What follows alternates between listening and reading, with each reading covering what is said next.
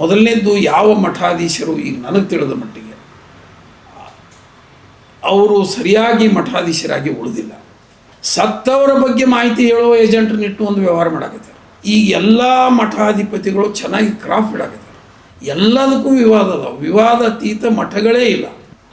ಮನುಷ್ಯನಿಗೆ ಹಸಿವು, ನಿದ್ರೆ, ಮೈಥುನ ಸಹಜ ಅಂತ ಹೇಳ್ತಾರೆ. ಬ್ರಹ್ಮಚರ್ಯ ಅವರೇ ಬಯಸಿ ಬ್ರಹ್ಮಚರ್ಯರಾಗಿದ್ದರೆ ಏನು ತಪ್ಪಿಲ್ಲ.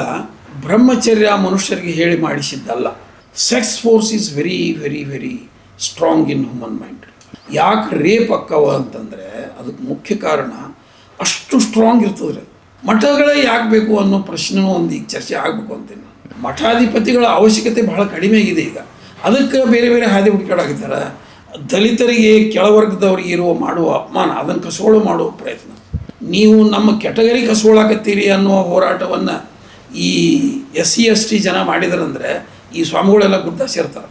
ಯಾರ ಹಳ್ಳಿಯೊಳಗೆ ಹೆಣ್ಮಕ್ಳು ತಲೆ ಮೇಲೆ ಸೆರಗು ಹಾಕೊಳ್ಳೋದಿದ್ರೆ ಹಿರಿಯರನ್ನು ಮಲ್ಲಿ ತಲೆಗೆ ಹಾಕಿ ಮಳಿಬೇಡ್ರಿ, ಸೆರಗು ತೆಗೆದು ಅಡ್ಡಾಡ್ತಾಳೆ ಅಂತಂದ್ರೆ ಆ ಕಾಲಘಟ್ಟ 50 ವರ್ಷದಿಂದ ಇತ್ತು. ಮಠಾಧಿಪತಿಗಳು ಬೇಕಾಗೇ ಇಲ್ಲ. ಮೊದಲನೇದು ಹಂಗೆ ಹುಟ್ಟಿದ ಮಕ್ಕಳನ್ನ ಮಠಕ್ಕೆ ಮಾಡ್ಕೊಂಡಾರನ್ನೋ ಮಾತು ಕೂಡ ಅಲ್ಲೆಲ್ಲಿ ಚರ್ಚೆಗೆ ಬರ್ತದೆ.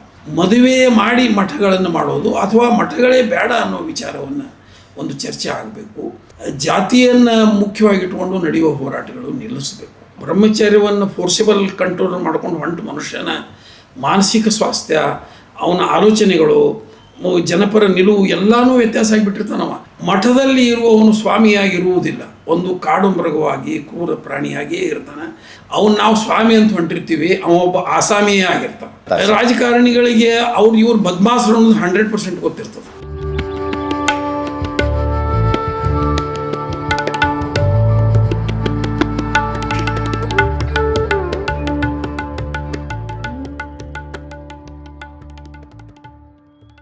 ಈಗ ಇತ್ತೀಚೆಗೆ ತಾವು ಪತ್ರಕರ್ತರಿರೋದರಿಂದ, ಸಂಗತದ ಮೂಲಕ ಅನೇಕ ವಾಸ್ತವದ ವಿಷಯಗಳನ್ನು ಬರೆಯೋದರಿಂದ ಮಠಾಧೀಶರ ವೈಯಕ್ತಿಕ ಬದುಕಿನ ಲೈಂಗಿಕ ಹಗರಣಗಳು, ಅದನ್ನು ಮುಚ್ಚಿ ಹಾಕುವಂಥ ಪ್ರಯತ್ನ, ಅದನ್ನು ಡಿಫೆಂಡ್ ಮಾಡ್ಕೊಳ್ಳೋದು, ಈ ರಾಜಕೀಯ ಮತ್ತು ಸಂಸಾರಿಕ ಬದುಕಿನ ಭ್ರಷ್ಟಾಚಾರ, ಅನಾಚಾರಗಳು ಬೇರೆ.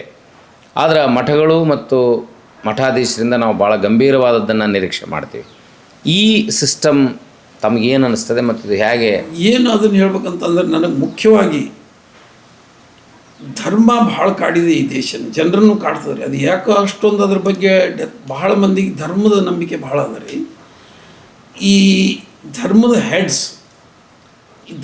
ಹೆಡ್ಸನೇ ಭಾಳ ಆಘಾತಕಾರಿ ಅದಾರ. ನಿಮಗೆ ಕೆಲವ್ರು ಹೇಳ್ತಾರೆ, ಮೋದಿಯವರು ಬರೀ ಇಂಥವ್ರನ್ನ ಹಿಡ್ಕೊಂಡು ಅಡ್ಡಾಡ್ತಾರೆ, ಮೋದಿಯವರು ರಾಮದೇವ್ ಬೇರೆ ಬೇರೆ ಅದಾರಲ್ಲ, ಇವರಿಗೆಲ್ಲ ಪೋಷಣೆ ಮಾಡ್ತಾರೆ ಅನ್ನೋ ಆರೋಪ ಮೋದಿಯವ್ರ ಮೇಲೆ. ಮತ್ತು ಅವು ಅನೇಕ ರಾಜ್ಯದೊಳಗೂ ಇಂಥವ್ರನ್ನ ಹಿಡ್ಕೊಂಡು ಅಡ್ಡಾಡ್ತಾರೆ. ಇವನ್ ಇವರಿಗೆ ನೋಡ್ರಿ, ಅವರಿಗೆ ಅನುದಾನ ಕೊಡೋ ಸಿಸ್ಟಮ್ ಶುರು ಮಾಡಿದರು. ಇವೆಲ್ಲ ಅಂಥದ್ದೇನು ಒಳ್ಳೆ. ಮೊದಲನೇದ್ದು ಧಾರ್ಮಿಕ ಸಂಸ್ಥೆಗಳ ಬಗ್ಗೆನೇ ಹೇಳಬೇಕು. ಅವರ ನೈತಿಕತೆ ಬಗ್ಗೆ ಹೇಳೋದ್ರ ಬಗ್ಗೆ ಬಂದಾಗ ಮೊದಲನೇದ್ದು ಯಾವ ಮಠಾಧೀಶರು ಈಗ ನನಗೆ ತಿಳಿದ ಮಟ್ಟಿಗೆ ಅವರು ಸರಿಯಾಗಿ ಮಠಾಧೀಶರಾಗಿ ಉಳಿದಿಲ್ಲ. ಯಾರೂ ಉಳಿದಿಲ್ಲ. 99% ಹೆಚ್ಚು ಕಡಿಮೆ ಅವರು ರಾಜಕೀಯ ಇಚ್ಛಾದೊಳಗೂ ಅದಾರ, ಪೊಲಿಟಿಕಲ್ ಅದಾರ, ಏಜೆಂಟ್ರಾಗಿ ಕೆಲಸ ಮಾಡ್ತಾರೆ. ಅವ್ರು ಇದೇ ಮಾಡ್ತಾರೆ ಅಂತಲ್ರಿ. ಅವರು ಅದನ್ನು ಹೇಳಿದರೆ ಆಶ್ಚರ್ಯ ಆಕ್ಕಿದೆ. ಒಬ್ಬರು ಸ್ವಾಮಿಗಳು ಯಾರ ತೀರ್ಕೊಂಡ್ರಂದ್ರೆ ಮಣಿಗೆ ಬರ್ತಾರೆ. ಆ ತೀರ್ಕೊಂಡವ್ರ ಬಗ್ಗೆ ಮಾಹಿತಿ ಹೇಳೋಕ್ಕೆ ಏಜೆಂಟ್ರನ್ನಿಟ್ಟ. ಅವರು ಸ್ವಾಮಿಗಳಿಗೆ ಫೋನ್ ಮಾಡ್ತಾರೆ, ನೋಡ್ರಿ ಮತ್ತು ನೀವು ಬಂದ್ರಿ ಅಂದ್ರೆ ನೀವು ಇದಾಕಿರಿ, ಅವ್ರ ಗುರುಗಳು ಇಂಥ ಜಾತಿ ಗುರುಗಳು ಅದಿರಿ, ನೀವು ಅವ್ರ ಪರ್ಟಿಕ್ಯುಲರ್ ಜಾತಿ ಅವ್ರನ್ನ ಆ ಜಾತಿ ಗುರುಗಳು ಕರೆಸ್ತಾರೆ. ಅವರು ಆ ಪರ್ಟಿಕ್ಯುಲರ್ ಜಾತಿ ಆ ಮಣ್ಣಿಗೆ ಬಂದ್ರಂದ್ರೆ ಅವ್ರಿಗೆ 10,000, 20,000, 50,000 ರೂಪಾಯಿ ಕೊಡ್ತಾರೆ. ಅದ್ರಾಗ ಇವ್ರಿಗೆ ಏಜೆಂಟ್ರಿಗೆ ಕೊಡ್ತಾರೆ. ಅಂದರೆ ಸತ್ತವರ ಬಗ್ಗೆ ಮಾಹಿತಿ ಹೇಳೋ ಏಜೆಂಟ್ರನ್ನಿಟ್ಟು ಒಂದು ವ್ಯವಹಾರ ಮಾಡಾಕತ್ತಾರೆ. ಈಗ ಬಂದಿದೆ. ಎರಡನೇದು ನನಗೆ ಅತೀ ನೋವನ್ನು ಉಂಟು ಮಾಡಿದ ಸಂಗತಿ ಅಂದರೆ, ಈಗ ಎಲ್ಲ ಮಠಾಧಿಪತಿಗಳು ಚೆನ್ನಾಗಿ ಕ್ರಾಫ್ಟ್ ಇಡಾಕತ್ತಾರೆ. ಇದು ಬೇರೆ ಉದಾಹರಣೆ ಹೇಳೋದು ಬೇಡ. ಈಗ ಬಸವಣ್ಣ ಅವ್ರದ್ದೊಂದು ಮಾತಿದೆ, ಮಂಡೆ ಬೋಳಾಗದೆ ಮನವು ಬೋಳಾಗದು ಅಂತ. ಯಾಕೆ ಈ ಮಂಡೆ ಬೋಳಾಗದೆ ಮನವು ಬೋಳೋದು? ಮಂಡೆ ಬೋಳ ಆದ ಮೇಲೆ ಅದು ವೈರಾಗ್ಯ ಶುರು ಮಾಡ್ತದೆ ಅಂತ. ನೀವು ಅಂದರೆ ನೀವು ಭಾಳ ಸುಂದರವಾಗಿ ತಿರುಗೋದು, ಈ ಊರಾಗಿರೋ ಸೌಂದರ್ಯವಾಗಿ ಕಾಣಬೇಕು ಅನ್ನೋದು ತಪ್ಪು ಅಂತ ನಾನು ಹೇಳೋದಿಲ್ಲ. ಬಟ್ ಮಠಾಧಿಪತಿಗಳು ಸುಂದರವಾಗಿ ಕಾಣಬೇಕು ಅಂತ ಮಾಡೋದು ತಪ್ಪು. ಈ ಸಾಮಾಜಿಕವಾಗಿ ದೈಹಿಕ ವ್ಯಾಮೋಹ ಅನೇಕ ದೌರ್ಬಲ್ಯಗಳಿಗೆ ಆರಂಭ ಇದು. ಅದಕ್ಕೆ ಆವಾಗ ಈ ಬಸವಣ್ಣಂಥ ವೈಚಾರಿಕ ನಿಲುವಿದ್ದ ಮನುಷ್ಯರೇ ಕೂಡ ಹೇಳಿದರು, ಮಂಡೆ ಬೋಳಾಗದೆ ಮನವು ಬೋಳಾಗದು ಅಂತ. ಮೊದಲನೇದ್ದು, ಈಗ ಎಲ್ಲರೂ ಫಸ್ಟ್ ಕ್ಲಾಸ್ ಕ್ರಾಫ್ ಇಟ್ಕೊಂಡು ಒಂದು ವೈಭವದ ಬದುಕಿಗೆ ಬಂದುಬಿಟ್ಟಿದ್ದಾರೆ. ಮತ್ತು ಎಷ್ಟು ಜಗಳರಿ ಎಲ್ಲ ಮಠದೊಳಗೆ ಮಠಾಧೀಶರಾಗೋದಕ್ಕೆ, ಉತ್ತರಾಧಿಕಾರಿ ಆಗೋದಕ್ಕೆ, ಎಲ್ಲದಕ್ಕೂ ವಿವಾದ ಅದಾವೆ. ವಿವಾದಾತೀತ ಮಠಗಳೇ ಇಲ್ಲ. ಯಾವುದೇ ಧರ್ಮ, ಇದು ಲಿಂಗಾಯತಕ್ಕಷ್ಟೇ ಸೀಮಿತ ಅದ ಅಂತೇನಿಲ್ಲ. ಎಲ್ಲ ಧರ್ಮದೊಳಗೂ ಅವು ಯಾವ್ಯಾವ ಮಠಕ್ಕೆ ಅದಾರ ಅವರೆಲ್ಲರೂ ಅದಾರ, ಎಲ್ಲರಲ್ಲಿಯೂ ಗೊಂದಲಗಳದಾವೆ. ಅದಕ್ಕೆ ಇವು ಏನು ರಾಜಕಾರಣಿಗಳಿಗಿಂತಲೂ ಹೆಚ್ಚು ಇವ್ರ ಗೊಂದಲವನ್ನು ಸಮಾಜದೊಳಗೆ ಸೃಷ್ಟಿ ಮಾಡ್ಯಾರ. ಮತ್ತು ಇದನ್ನು ಹೇಳಿದ್ರಲ್ಲ, ಅವು ಎಲ್ಲ ಮಠಾಧೀಶಗಳಿಗೆ ಬೆಂಬಲಿಗರು ಅದಾರ. ಅವ ನೋಡ್ರಿ, ಒಬ್ರು ಯಾರೋ ಈ ಸ್ವಾಮಿಗಳನ್ನೆಲ್ಲರೂ ಚಪ್ಪಲ್ ತೊಗೊಂಡು ಹೊಡಿತೀನಿ ಅಂತ ಹೇಳ್ಬಿಟ್ಟು ಅವನಿಗೂ ಬೆಂಬಲಿಗರು ಅದಾರ.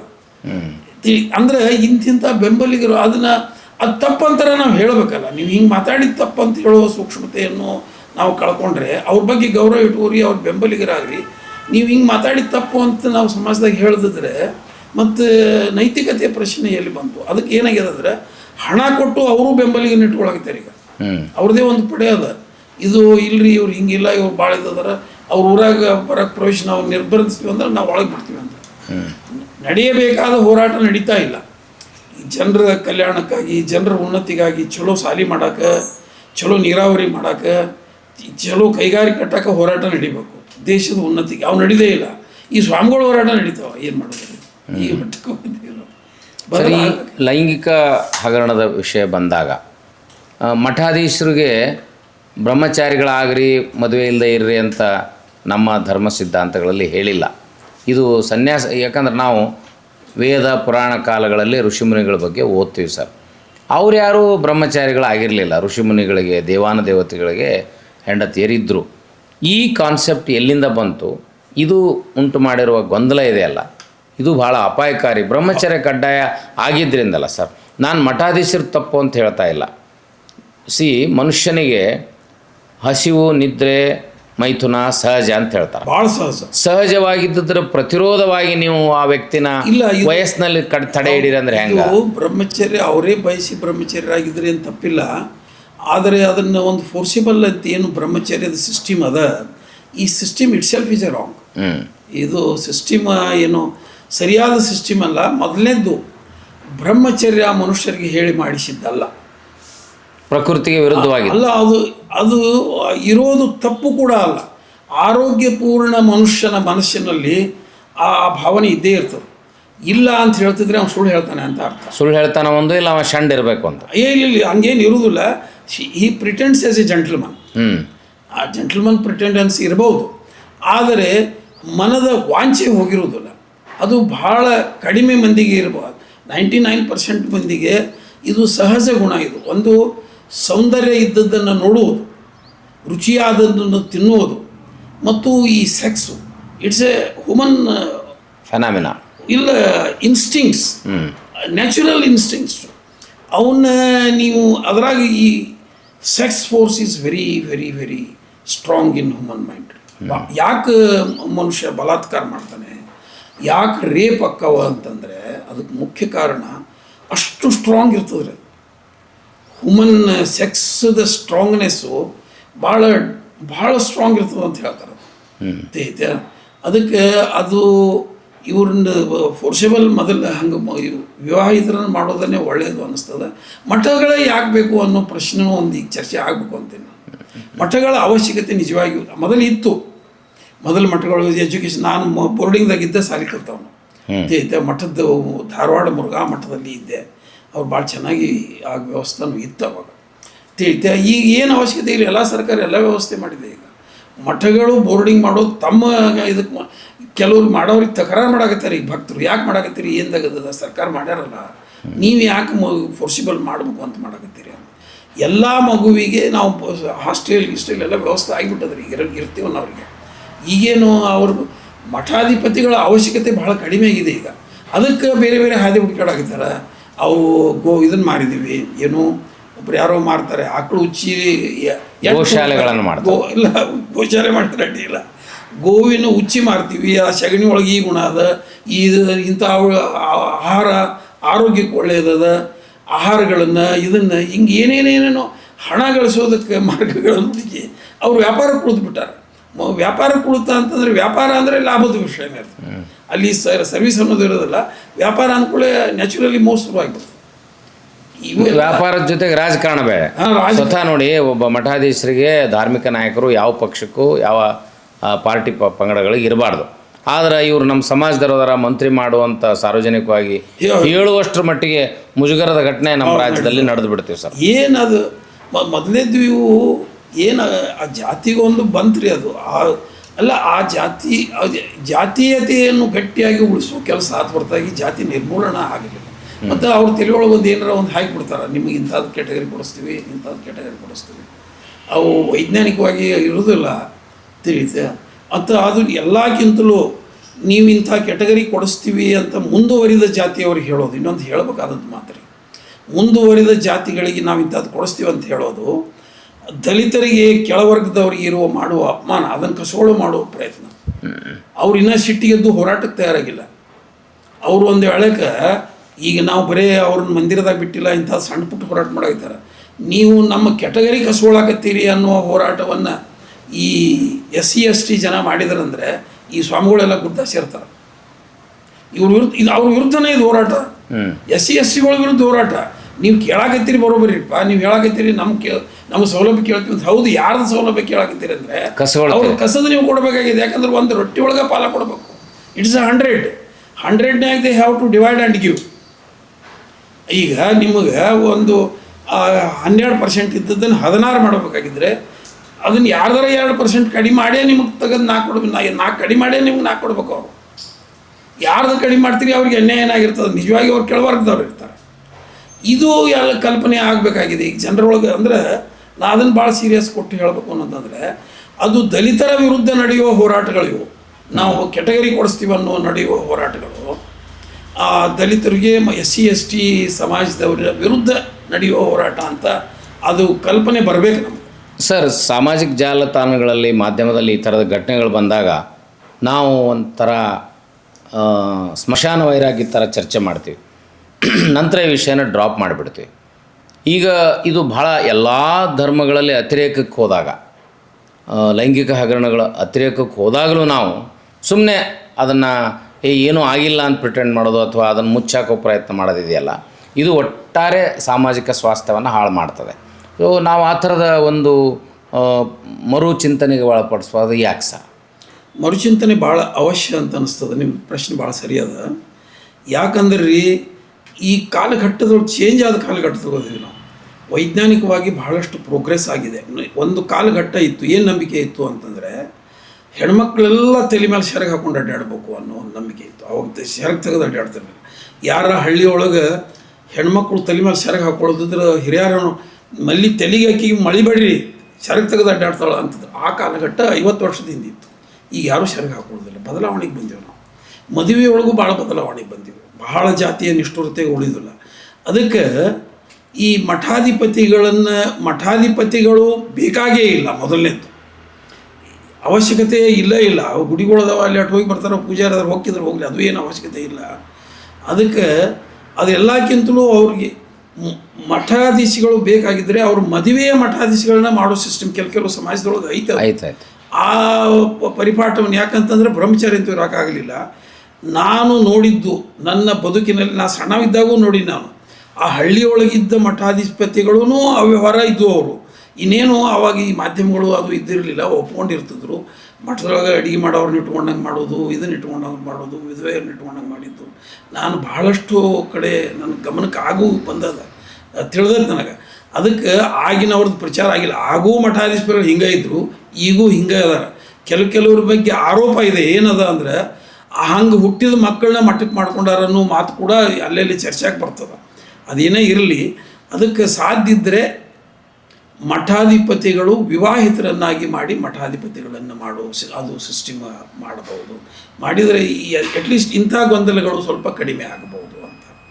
ಮತ್ತು ಅವರು ಅದರಿಂದ ಮಾಡೋದ್ರಿಂದ ಆಸ್ತಿ ಮಾಡ್ಕೋತಾರೆ, ಇದನ್ನು ಮಾಡ್ಕೋತಾರೆ. ಈಗೂ ಅವ್ರು ಆಸ್ತಿ ಮಾಡೇ ಮಾಡ್ತಾರೆ, ಹೆಂಗಿದ್ರು ಮಾಡ್ತಾರೆ. ಯಾಕಂದ್ರೆ ಅದು ಆಸ್ತಿ ಮಾಡಬೇಕು ಅನ್ನೋದು ಮನುಷ್ಯನ ಒಂದು ಲವಲವಿಕೆನ ಆಗ್ಯದ ಈಗ.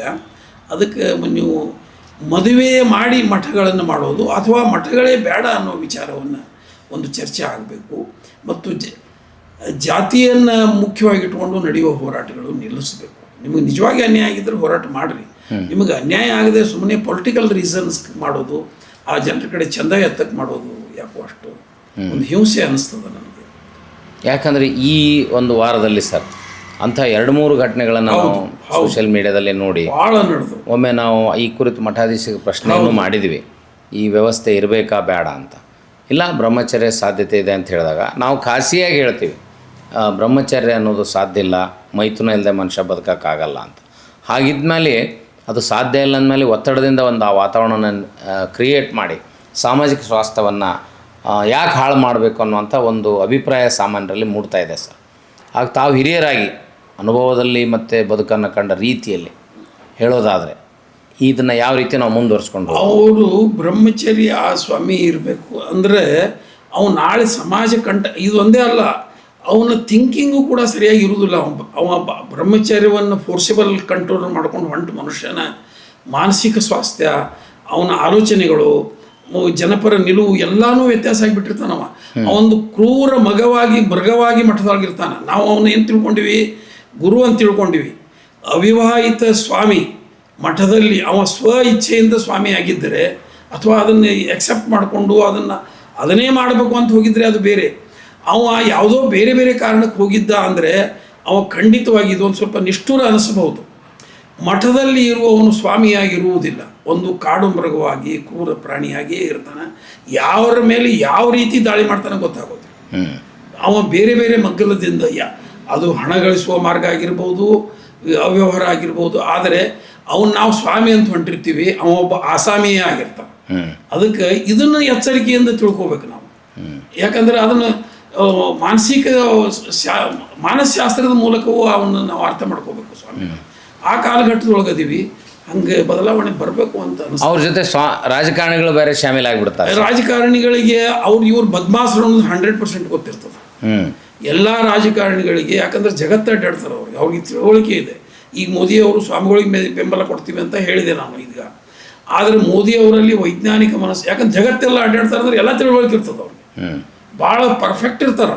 ತಿಳಿತೇವೆ ಈ ಸಾರ್ವಜನಿಕ ಜೀವನದೊಳಗೆ ಒಂದು ಅಧಿಕಾರ ಬಂದವರಿಗೆ ಭಾಳ ಸೈಂಟಿಫಿಕ್ ಮೈಂಡ್ ಇರ್ತದೆ, ನನಗೆ ಗೊತ್ತಿದೆ ರೀ. ಆದರೆ ಏನಾಕದಂದ್ರೆ ವೋಟರ್ಸ್ ಅವ್ರ ಜೋಡಿ ಅದಾರ ಅಂತ ಇವ್ರು ತಿಳಿಯಾಗೈತಿ ಭ್ರಮ. ಇವ್ರ ಓಟ್ಗಳನ್ನ ಇವ್ರ ಮಾತು ಯಾರು ಕೇಳೋದಿಲ್ಲ. ಅದಕ್ಕೆ ಏನು ಮಾಡ್ತಾರೆ, ಆ ಸ್ವಾಮಿಗಳು ಬಂದ ಕೂಡಲೇ ಅವರಿಗೆ ಗೌರವ ಕೊಡೋದು, ದುಡ್ಡು ಕೊಡೋದು, ಅವ್ರು ಹಿಡ್ಕೊಳಕ್ಕೆ ಹೋಗೋದು ಮಾಡ್ತಾರೆ. ಏನು ಈ ಯಾವ ಸ್ವಾಮಿಗಳ ಮಾತು ಕೇಳಿ ಜನ ಓಟ್ ಹಾಕಾರಂತ ಎಲ್ಲೋ ಹಣೆದೋಣನೇ ಇದ್ದಿತ್ತು. ಬಟ್ ಭಾಳ ಅಂಥದ್ದು ಅವ್ರದ್ದೇನು ಈ ಮಠಾಧೀಶಿಗಳ ಮಾತು ಮೇಲೆ ಚುನಾವಣೆ ಹಾಕತ್ತೈತಿ ಪಾಪ ಜನ ತಿಳ್ಕೊಂಡು. ಇವರು ರಾಜಕಾರಣಿಗಳು ಪ್ರಿಟೆಂಡ್ ಮಾಡ್ತಾರೆ, ಅವ್ರಿಗೂ ಗೊತ್ತಿದೆ, ಭಾಳ ಗೊತ್ತದ ರೀ. ಇವ್ರು ಬದ್ಮಾಸರು ಅನ್ನೋದು 100% ಗೊತ್ತದ. ಆದರೆ ಅವ್ರು ಗೌರವ ಕೊಡ್ತಾರಂತಂದ್ರೆ ಸಾರ್ವಜನಿಕರ ಮುಂದೆ ಒಳ್ಳೆಯವರಾಗಿ ಇರಬೇಕಾಗ್ತದೆ ಅನ್ನೋ ಸಲುವಾಗಿ ಕೊಡ್ತಾರೆ. ಯಾಕಂದ್ರೆ ಕೊಡಲಿಲ್ಲ ಅಂದರೆ ಸ್ವಾಮಿಗಳಿಗೆ ಅವ್ನು ನಮಸ್ಕಾರ ಮಾಡಲಿಲ್ಲ, ಇದನ್ನು ಮಾಡಲಿಲ್ಲ ಅಂತಾರನ್ನು ಭಯದಿಂದ ಅವ್ರು ನಡ್ಕೋತಾರೆ ಹೊರತಾಗಿ ಇವರು ಎಲ್ಲ ವ್ಯವಹಾರ ಅವ್ರಿಗೆ ಗೊತ್ತದವ. ಇವರು ಅನೇಕ ವ್ಯವಹಾರಗಳಿಗೆ ಅವ್ರು ಹಿರಿಯರಾಗಿ ಬಗೆಹರಿಸ್ಯಾರ. ತಿಳಿದಾಟ ಮಠಾಧೀಶರನ್ನ ಅವ್ರನ್ನ ಕಾಯ್ಕೊಂಡು ಹೋಗೋ ಕೆಲಸನೂ ಇವರ ಮಾಡ್ತಾರೆ. ಅದಕ್ಕೆ ಇವೆಲ್ಲ ನಡೀತಿರ್ತಾವ. ಅದಕ್ಕೆ ಸ್ವಲ್ಪ ನಿಷ್ಠುರವಾಗಿ ಮಾತಾಡಿದ್ದೇನೆ. ಬಟ್ ಇದರ ಉದ್ದೇಶ ಬದಲಿ ಆಗಲಿ ಅನ್ನೋ ಒಂದು ಕಳಕಳಿಯಾದ ಹೊರತಾಗಿ ಯಾರನ್ನಾಗಲಿ ಟೀಕೆ ಮಾಡಬೇಕು, ದ್ವೇಷ ಮಾಡಬೇಕು ಅನ್ನೋ ಭಾವನೆ ನನಗೇನಿಲ್ಲ. ನನ್ನ ಸಿಟ್ಟಿನ ಹಿಂದೆ ಒಂದು ಸಾಮಾಜಿಕ ಕಳಕಳಿ ಇದೆ ಹೊರತಾಗಿ ನನ್ನದು ದ್ವೇಷ ಇಲ್ಲ. ದ್ವೇಷದಿಂದ ಯಾವುದನ್ನು ಹೇಳುವುದಿಲ್ಲ. ಪ್ರೀತಿ ಇಲ್ಲದೆ ನಾನು ಏನನ್ನೂ ಮಾಡುವುದಿಲ್ಲ, ದ್ವೇಷವನ್ನು ಕೂಡ ಅಂತ ಹೇಳಿ ನಾ ಈ ಸಂದರ್ಭದೊಳಗೆ ಹೇಳಬೇಕು ಅಂತ ಅನಿಸ್ತದೆ.